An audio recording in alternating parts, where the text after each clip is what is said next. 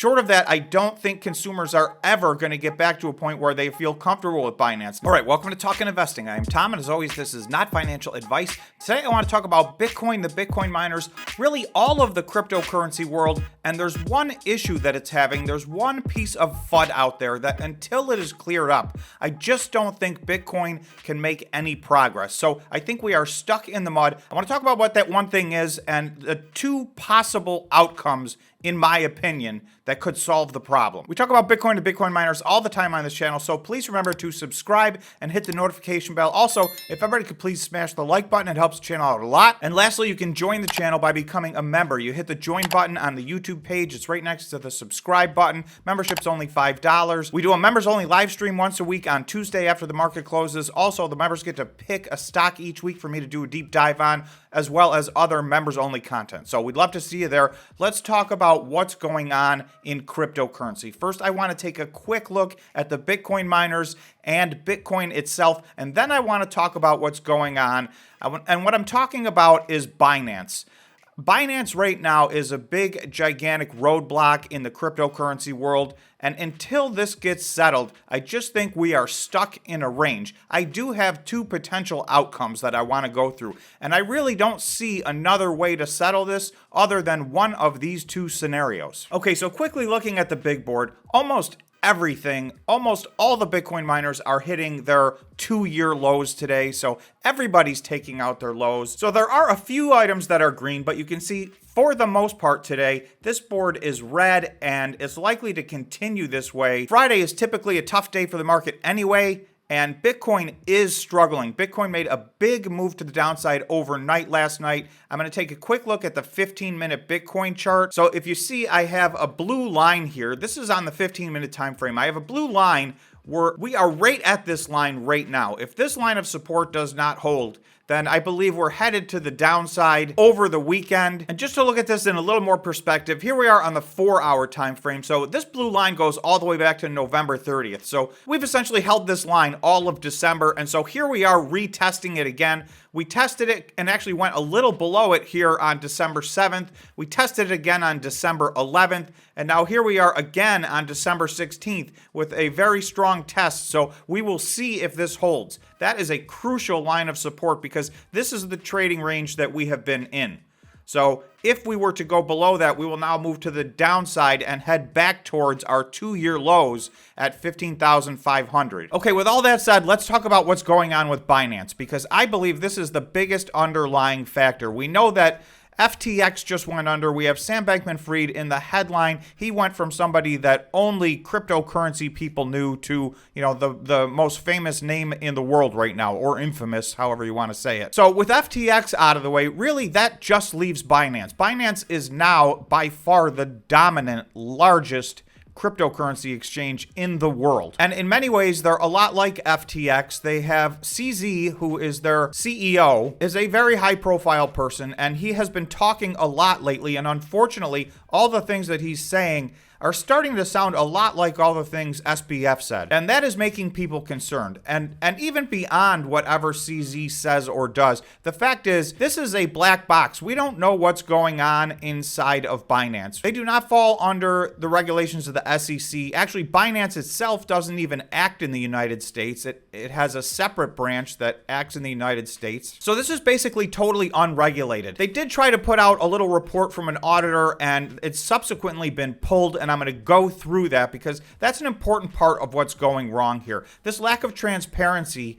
with the cascading number of failures inside of these cryptocurrency exchanges. I think until we wash this completely out of the system, and really Binance is the last one left, and I make a distinction because Coinbase is a publicly traded company in the US. They do get audited by a Big Four accounting firm. So while there may be regulations coming, this is a company that already has transparency and is already audited, and we see what's going on. There may be regulations that are put on top of that they have to continue to comply with, but we have a mechanism to test their compliance through an audited financial statement every year. Nobody knows what Binance's balance sheet actually looks like. Nobody's ever seen it. Yesterday, CZ did an interview with CNBC. And a few big things came up in that interview that I want to talk about. Binance CEO plays down redemption fears as customers pull money. We can meet 100% of withdrawals. And that was a quote from CZ.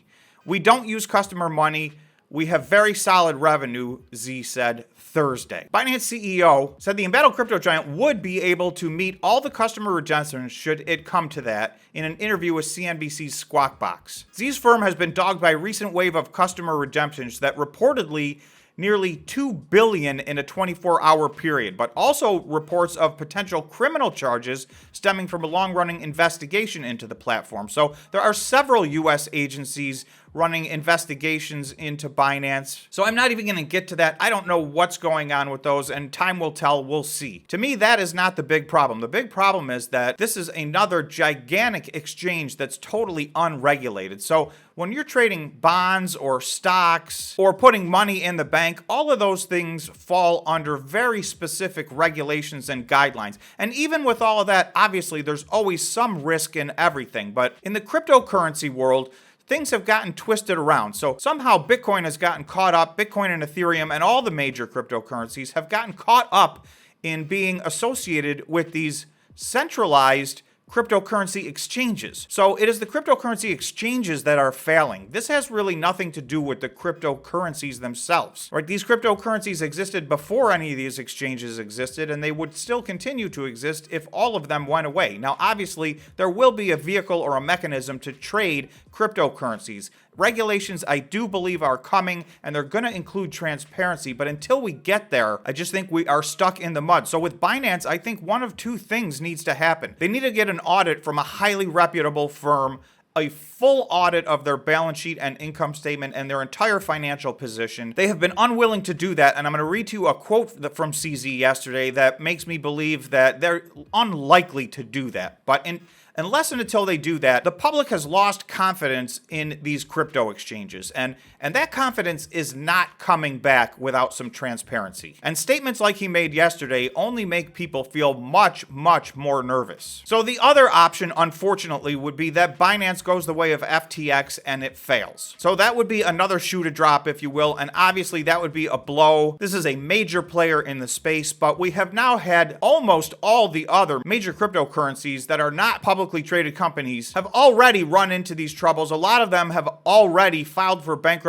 or gone out of business. So Binance, to an extent, is the last one standing, the last large one standing. There are several other cryptocurrency exchanges that are still in existence. Whether they're financially stable or not, it doesn't even matter at this point. At this point, what matters is that the consumer has lost confidence in Binance and the cryptocurrency exchanges. So we need transparency and we need regulations, unfortunately, or else I think for a time being, we're stuck here at where we are. Okay, so CZ said people can withdraw 100% of the assets that they have on Binance. We will not have any issue on any given day. If 100% of the users withdraw 100% of the assets, we'll be fine, Z said. They're not showing any evidence of that. So they talk very loosely about their liabilities, but we don't know what those are. Okay, some customers and critics have been demanding that privately held Binance disclose more information about its reserves. The company about a week ago tweeted what it called a proof of reserve report by auditor Mazars, which shows its holding of Bitcoin exceeds customer deposits on a single date in November. Okay, so here's the problem with that. That was a moment in time, and it was not an audit. So I'm going to show you what has happened since then, because they published this essentially to give people some confidence. Subsequently, this has happened. Accounting firm Mazars pauses work with Binance and other crypto clients. This company has now essentially taken back that report. They've taken it off their website. They have also said the letter wasn't an audit report. It didn't address the effectiveness of the company's internal financial reporting controls, said Mazars. It did not express an opinion or an assurance conclusion, meaning it wasn't vouching for the numbers. So this was a report that was really basically meaningless. We talked about this at the time on the channel. What they need is an actual audit. If you can't see all of the pictures of the puzzle, then, flashing a one moment in time picture of a piece of the puzzle is not of any help at all, really. Mazars, and I may be mispronouncing that, has indicated that they will temporarily pause their work with all of their crypto clients globally, which include Crypto.com, KuCoin, and Binance. Unfortunately, this means that we will not be able to work with Mazars for the moment, a Binance spokesman said in a statement Friday. So this leads me to what CZ had to say about the potential for an audit. Okay, when asked, Becky Quick asked, why don't you get an audit from a Big Four accounting firm? CZ replied that most major audit firms don't know how to properly audit a cryptocurrency firm. He also said crypto exchanges don't operate like banks, which rely on fractional reserve lending or hold fractional or deposits against their loan book. So basically he's saying the Big Four accounting firms and all the accounting firms, they don't understand our business. They couldn't audit us if they want to. That is probably the worst answer he could have possibly given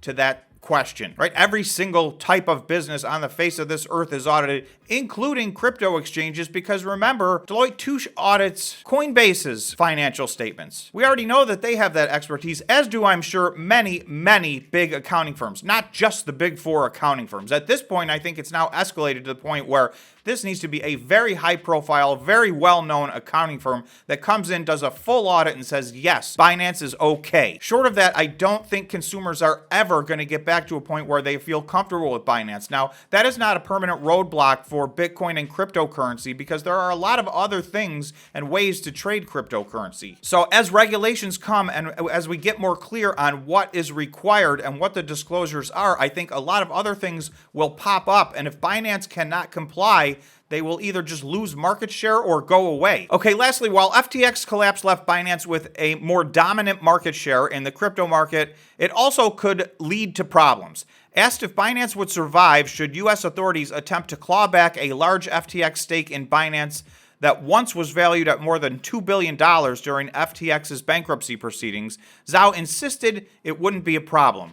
Quote, "We'll have the lawyers handle it. We're financially strong," Zhao said. So also, that is another answer that does not inspire confidence. Now, it may have been the proper thing to say from a legal standpoint, so I don't know what the answer to that is, but as a consumer, this is further eroding the confidence that people have in Binance and other cryptocurrency exchanges. In the meantime, this is a giant cloud hanging over cryptocurrency, and it certainly is not helping Bitcoin and the Bitcoin miners at all, which is what we talk about on this channel a lot. I'm just going to end the 15-minute time frame, and you can see we're absolutely struggling with this line here at 16,875. I do think this is a very important line. It has held for the entire month of December, essentially. So not so much on the 15-minute candle standpoint, but on a 4-hour candle and on a daily candle, I really think it's important that we close above this line. Otherwise, I'm going to turn from a little bit bullish, hoping for a relief rally, to potentially to bearish, to thinking that maybe we need to retest our lows